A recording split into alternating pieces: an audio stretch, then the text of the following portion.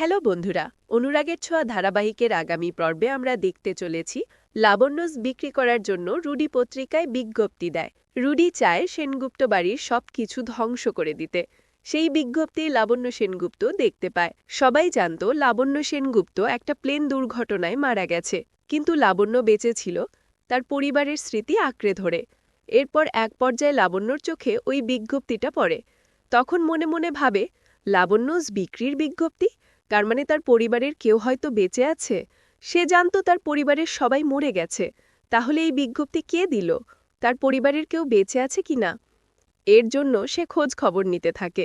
আর এদিকে লাবণ্যস বিক্রি করার জন্য রুডি সব ব্যবস্থা করে ফেলে। আর এদিকে লাবণ্যস কিনে নেওয়ার জন্য সুদীপা পরমাকে পরামর্শ দেয়। এরপর নিলামের দিন সুদীপা পরমাকে নিয়ে সেখানে হাজির হয়। এরপর নিলামে এক একজন এক এক রকম দাম বলতে থাকে। লাবণ্যসের ভালোই দাম উঠতে থাকে। সেখানে সুদীপা ও প্রভা তাদের দাম বলতে থাকে। এরপর সেখানে হঠাৎই রুদ্রমূর্তিতে হাজির হয় লাবণ্য সেনগুপ্ত এবং রুডির হাত থেকে কোম্পানির কাগজপত্র কেড়ে নেয় আর বলে, এই নিলাম বন্ধ করো, এই নিলাম হবে না। লাবণ্য সেনগুপ্ত এখনো বেঁচে আছে, আমি লাবণ্য সেনগুপ্ত।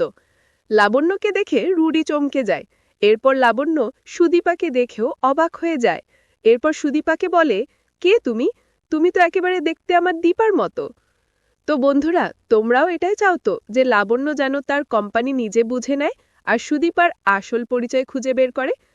অবশ্যই কমেন্ট করে জানাও তোমাদের মতামত। ভিডিওটা ভালো লাগলে একটা লাইক, শেয়ার এবং সাবস্ক্রাইব করে দিও।